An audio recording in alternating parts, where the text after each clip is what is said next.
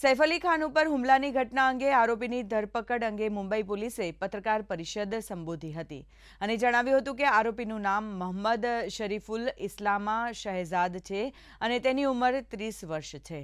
વળી તેની પાસે ભારતીય પાસપોર્ટ નથી।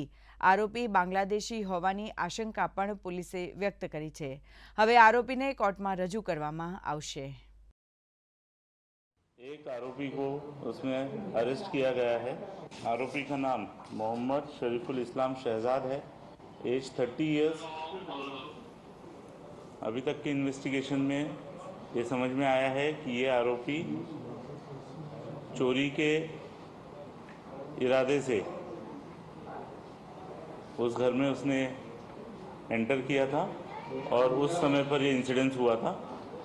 इस एक्यूज को कोर्ट में पेश किया जाएगा और पुलिस कस्टडी की रिक्वेस्ट की जाएगी और उसके बाद आगे का इन्वेस्टिगेशन किया जाएगा। ये जो आरोपी है, यह आरोपी बांग्लादेशी ओरिजिन का है, ऐसा हमारा